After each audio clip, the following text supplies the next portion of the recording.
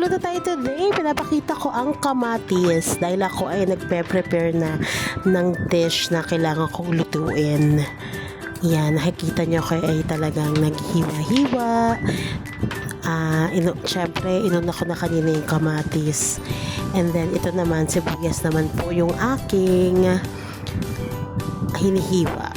I'm preparing dahil kasi meron kaming leftover dyan na isda, which is makikita nyo sa mamaya dyan sa video. So naisipan ko na para hindi naman masyadong boring ang prito, mag-iimbento ko na pwede kong ilagay na sabaw. So mostly wala akong maisip na title dito sa luto na to.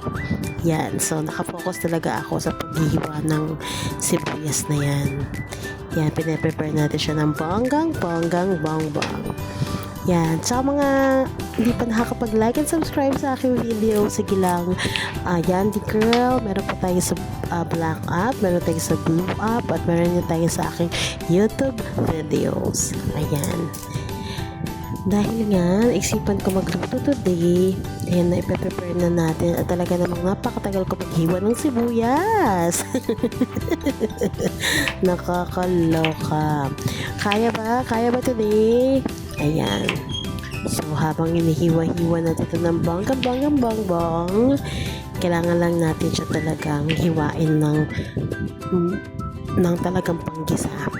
Yun ang kailangan natin. Okay, habang hinihiwa yan, iniisip ko na kasi dyan yung mga ano bang dapat kong gawin. Ayan, ilalagay ko na siya guys sa plato. Dahil magpupuan na tayo sa next na ingredient na pwede ko pang hiwain. Yan, pinakita ko na siya. Yan na yung ating sibuyas. Of course. Next naman nakikita natin is, syempre, di mawawala ang bawang sa panggisa. Kailangan yan guys kapag tayo ay nagluluto. Isa ito sa mga requirement para mas malasa at mas masarap ang ating lutuin. Yan, hinihiwa-hiwa ko po ang bawang guys. Kailangan ipino ng bongbong na maliliit para habang ginigisa natin ay talaga naman mas maaamoy natin ang aroma ng bawang. Ayan. Eto, pinapakita ko na ang chili. So, lagyan po natin ito. Sabi ko, lagyan ko ng sili para medyo matiting naman yung gagawin kong sauce doon sa fried na fish. So, bahala na. Para kahit pa namikit ng konti yung sabaw na gagawin natin. Hinihiwa ko na po dyan ang ating sili. Yan ang natin. Kaya medyo maanghang ng very light. Pero okay lang naman. Minsan lang naman tayo kakain ng maanghang. Ayan na. Hinihiwa na natin siya. Ayun. Sige lang ng sige. Okay. Ayan na. Hiwa lang ang chilies. Ayan. So, lalagay na natin siya sa ating plate. Yan, para naka-assemble na ang mga ingredients na aking igigisa later. Siyempre, flex natin yan. Yan ang mga ginawa natin. Yan, may kamaris, may sibuyas. Siyempre, merong bawang. And of course, mayroong sila. Yan. Okay. Okay na okay. Ito yung sinasabi kong fish na leftover namin na pinrito ko the other day para naman hindi siya masayang. So mag-invento tayo ng pwede kong i-dish. Syempre sinalang ko na rin ng kawali at kung ito ay mainit na, we can start already. Ayan, ilagay ko na pala yun ng magtirika guys. Syempre nagprito ko, yun ang ginamit ko at ilalagigisa ko na po. Syempre unang muna natin ang bawang. Yan ang inuuna ko talaga guys para maamoy-amoy ko na agad ang aroma. Pag medyo brown na ng very light, pwede natin ilagay na dyan of course ang sibuyas. Ayan, ilalagay na po natin ng gently ang sibuyas. Yan. Saute ng bonggang para naman talaga namang mag-blend ang aroma ng dalawang ingredients na ito. Ayan, saute lang tayo dyan guys. Yan. Ayan.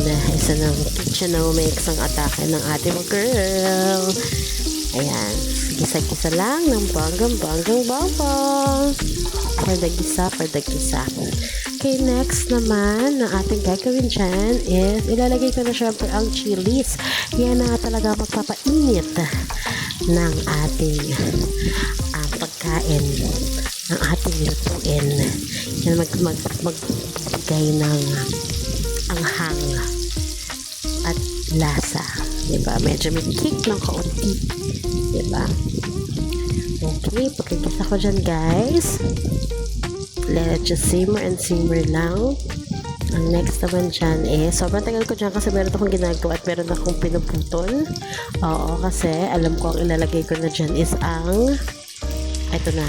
Of course, ang ating oyster sauce. Ang oyster sauce talaga isa sa main ingredient na nagpapalasa talaga sa gisa-gisa.